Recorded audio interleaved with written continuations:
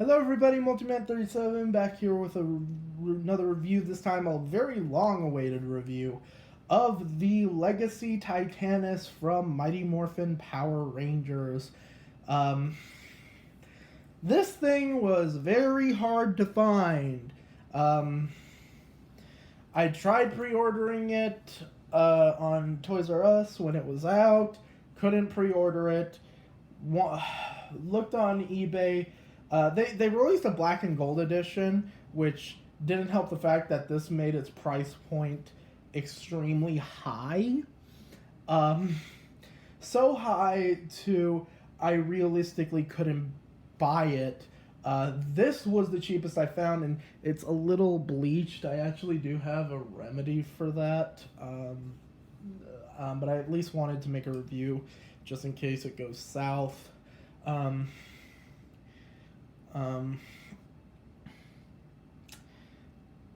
This was the cheapest I could find, and it was $300. Putting that into perspective of its original price, which was $170, nowadays you can buy this for cheapest at $300 if you're lucky. If you're unlucky, the most you'll be getting this for is $500 to sometimes even $1,000 nowadays, which made this the most hardest thing for me to obtain. And there have been times when I've wanted to buy a certain toy from Power Rangers or whatever, and I couldn't get it because either I didn't have the money or for some reason nobody had it in stock. Like, I remember back when Mystic Force was a thing, I wanted to get the Phoenix Unizord, aka the Steered-on Fury Megazord, and for whatever reason I could not find it anywhere. So I don't know, I guess you reap what you sow, I suppose. So we'll take a look at the box, then Titanus himself, as I get up here. Titanus, and you can see the Mega Dragon Zord right here. So you got the classic style of packaging that they've done for the other Legacy items. Got Titanus right here, Mighty Morphin Power Rangers. Shows you the story in 3 different languages. Not sure if you can see it, but oh well. Shows you the sort of stats for Titanus and combination. Top bar is going to be the hardest video I have ever had to edit.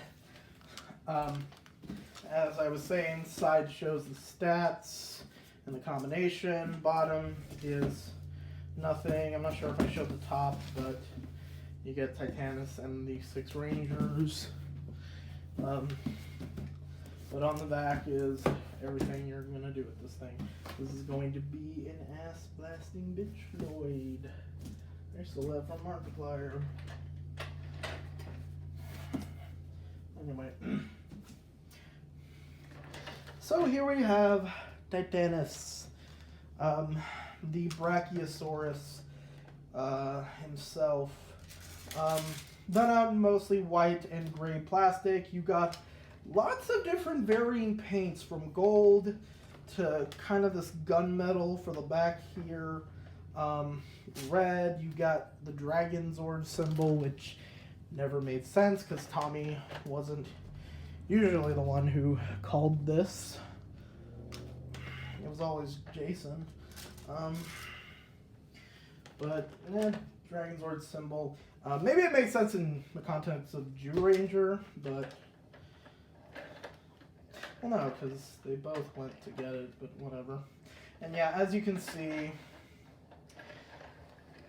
when you roll him, the front 2 paws move. Not the back 2, unlike the 2010, and I think the original did this as well, back when it was motorized. You do get a die-cast chain that fits over loops, kind of like the Thunder Saber of the Legacy Thunder Megazord. And you also get these 2 adapter pieces for the legs of the Mega Dragon Zord, which I will show in a bit. Posability, Well, not sure if you would call that posability, but it kind of counts. Most of the posability is in his neck, kind of like how most of Dragonzord's posability was in the tail. As it has 1,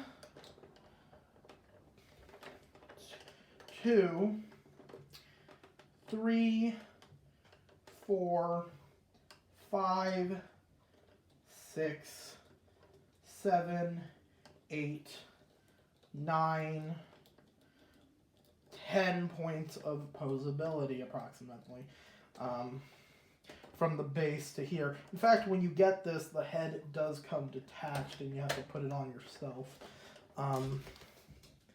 So that's something to be aware of.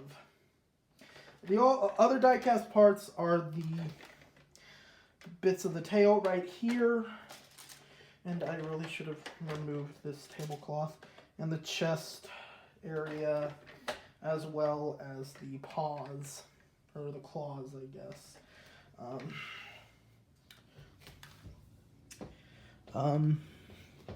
So yeah, and that's pretty much all Titanus does on his own, is sit there and look badass. Whew. How many minutes? 3 minutes. Wow. I thought this review would go on longer, but well, we'll see. Now, he also has a lot of detail, as you can tell, even on the bottom, which does look nice. Anyway, let's get him prepped for transformation into his tank mode, as you see the box behind him says. So to do that, as you see in the box, when he's in tank mode, it says to remove the paws, but I only do that when I'm prepping him for Mega Dragonzord specifically. But since I'm going to be doing double duty, might as well.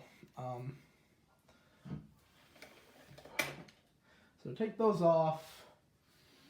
Take off the chest plate, which is a little hard. You may actually need to open this part of the chest here in order to get it out.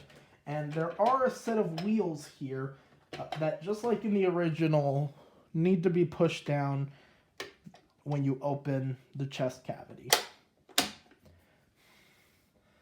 Now, going around to the back, take off the tail. It's just attached by these 2 pegs on either side of where I'm pointing that go into 2 holes there and there. There's a bigger hole for the Dragonzord's tail. And when you split this open, even the inside has detail.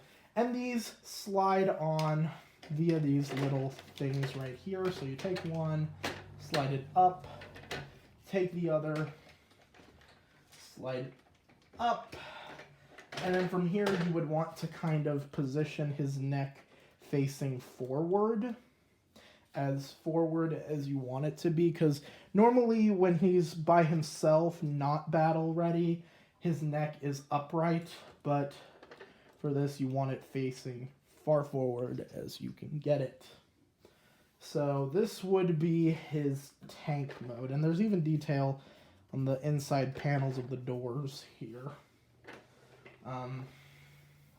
Or the chest cavity, or whatever. To prep him for the Mega Dragonzord,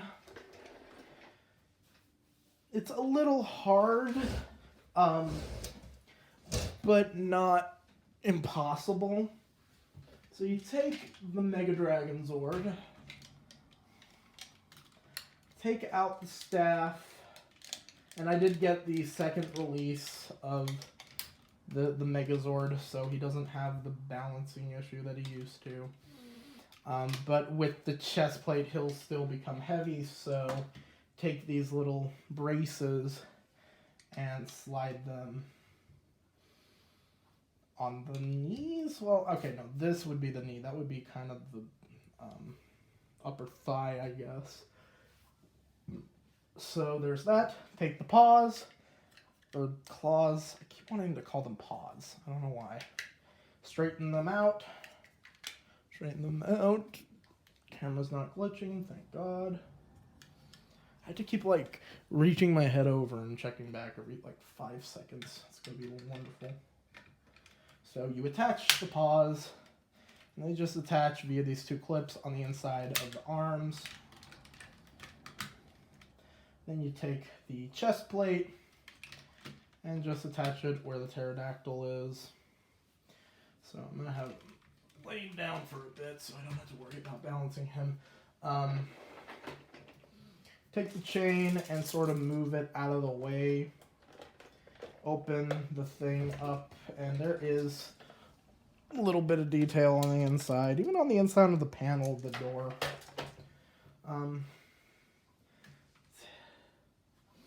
Oh yeah, don't do anything with titanus. Yes, take off the stand. You won't need this.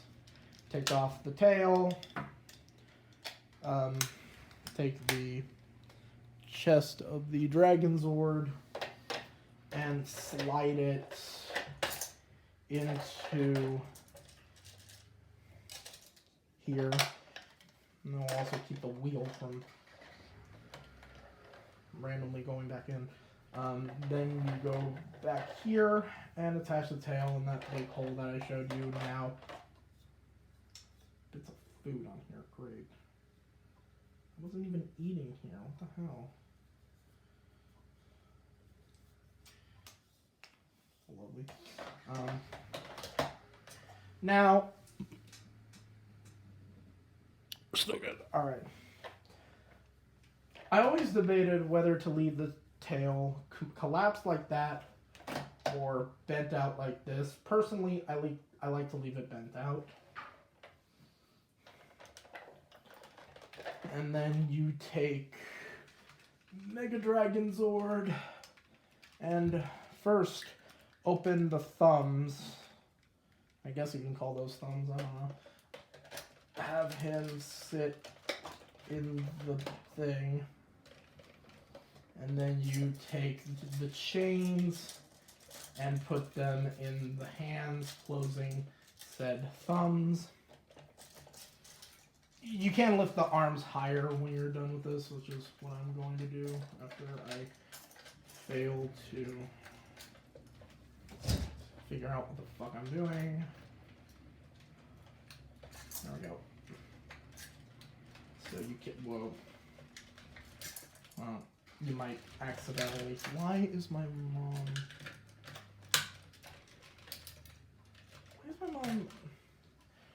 turning on and off her ignition? That's weird. Because I'm sure you can hear that in the background, the sound of a car turning on and off its ignition.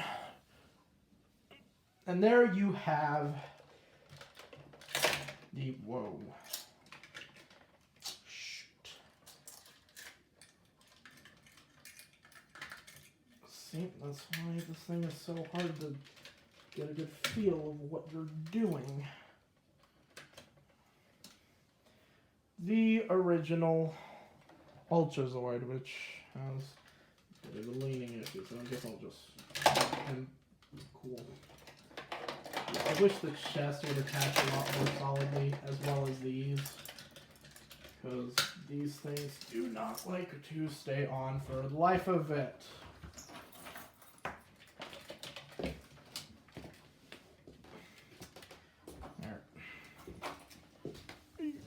Yeah, so there it is, in all its glory.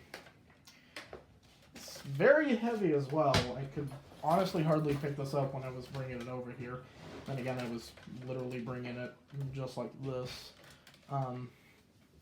But, you know, you do get the rolling of the turrets and it kind of just firing off everything. This thing does have severe leaning issues, as you can see, even for the second version of this thing. If you have the first version, it's way worse. But if you have like the little bracings like I do, it's fine. So yeah, that's pretty much it. Overall, this thing is very cool, and I definitely think a lot of people will be wanting this. Now, try and find it as cheap as possible, unless you are willing to spend over $1,000 on this thing. Because it is very, it's worth it. Again, you're gonna have to do some searching though. So that's pretty much it. I'll catch you guys later. Take care, and may the power protect you.